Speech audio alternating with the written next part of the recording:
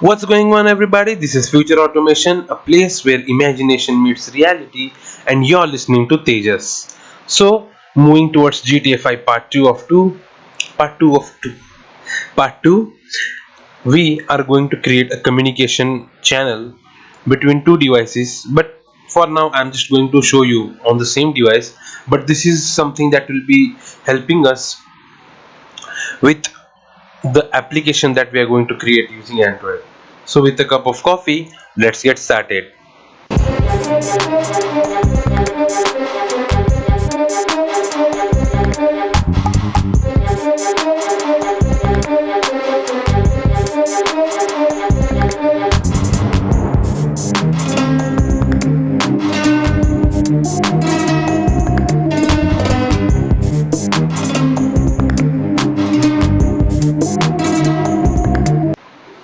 So, guys, in previous video we have seen simulation of keyboard, and now we are going to create some communication channels. So, to do the communication part, I have thought that we can use socket programming because it is fast, it is reliable, and it is pretty simple and straightforward. So we can easily use it to, oops, sorry, Mr. Taxi, to communicate between two devices. So basically, I have pulled out some data from internet, which will give us some information about socket, and another library that we'll be using is PyInput. So already I have explained you about PyInput in previous video. Now those who are new can go and check the previous video so that they can get a head start of what exactly we are trying to do, and then come back to this video. The link will be in the description, and all the links that I'm going to show you now will also be in the description, so don't forget to check that. Now this website gives us serious information about what exactly socket programming is, its some background, its primary functions, what are those functions, what is exactly socket, how is the server client architecture in socket programming, and what are the server and client codes that we can use for basic start of socket programming. So you can go and check it out, again link in the description.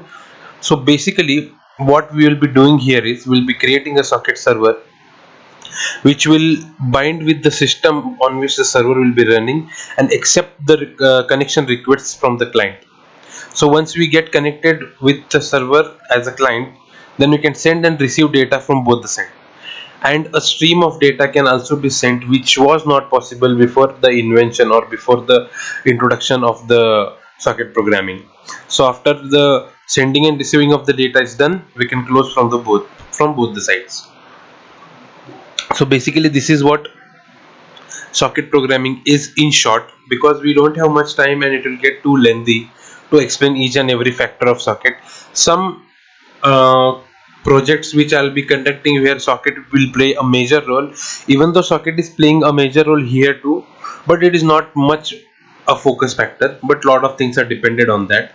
But in some of the other video, I'll surely explain how exactly socket programming is, what each and every line does. No, they have already explained most of the part here, that what exactly each and every line is doing. So this is one thing we will be using as server and as well as a client. Next to that, we will be using something called as monitoring the keyboard. So here there are two kinds of programs which they have already explained.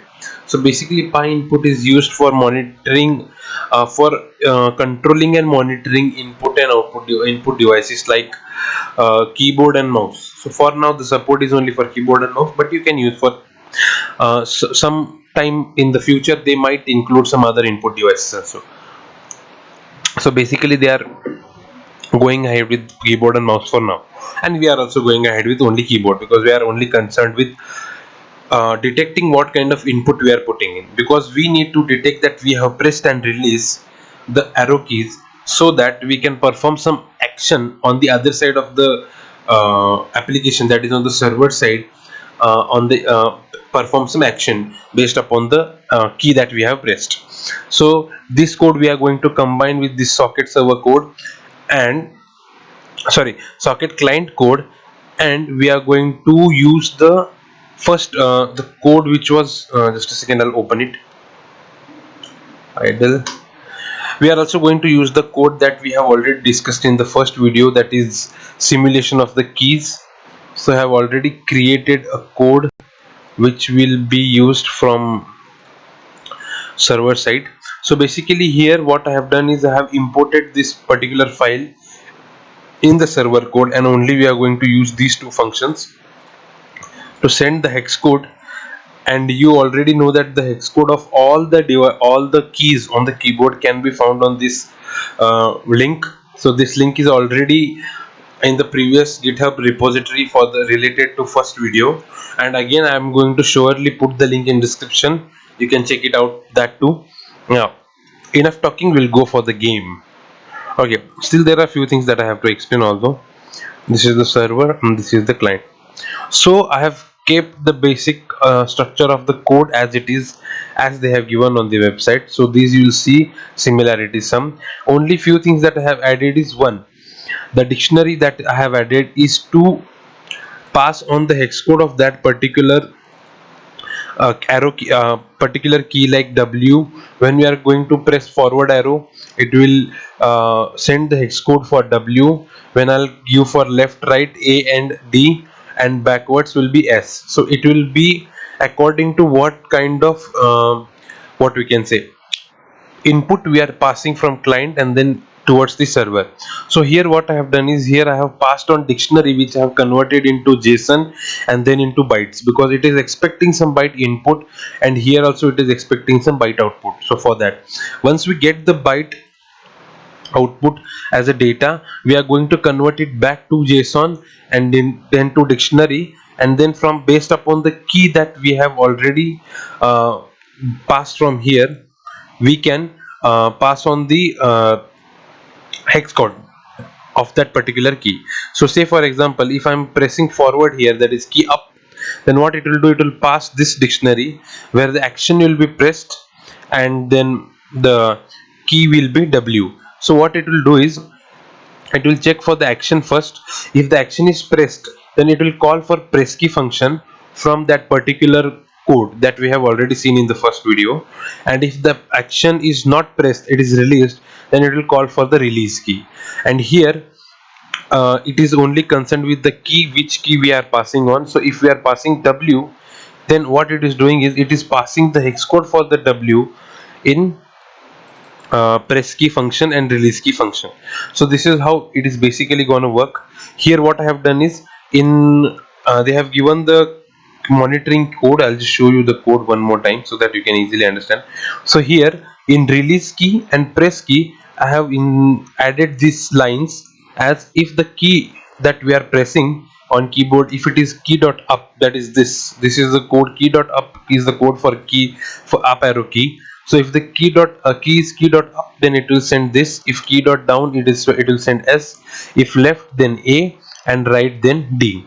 So this is same goes for the release key here, and this is a continuous thread that is running, which will call the function based upon what exactly we are performing. So if press, then on press; if release, then on release. So according to that, and other things are like, it is a client code basically. So what it will do is, it will connect to the server code here, and it will start sending the data. So there are few basic details that I would like to share you regarding the socket programming. So basically, socket programming is totally based upon port number. So previously what it used to happen is that only IP address was used to connect between two devices, but using port number, the application knows that exactly which application is to be connected. So the stream of data or whatever communication that is happening between two devices or two programs, it will be much more faster than the previous strategy that were used in communication of two devices. So basically that is far more efficiency of the socket programming, and in lot of IoT projects socket programming is used. So this is all. You can read other things on the internet. There are a lot of explanations that are being given with example of codes. So this is all about the code that I have created, and this is much. It's not that hard to understand. If you will get a basic idea of socket, of the pi input and of the code that we have been using in from past video, then this is pretty straightforward. I have just made few modifications and that's all. So let's run and let's see what we can do. So one code is running and it's started to accept some client, and here we have connected. Now I'll open the key and I'll start here. Okay, so here now you can see that when I'll press the up arrow key, the mobile will come up, and that is exactly what I want, because I want to show you that this car is being controlled with the arrow keys and not with the WASD. So let's go for it. You can see that mobile is also being controlled here. So this is all.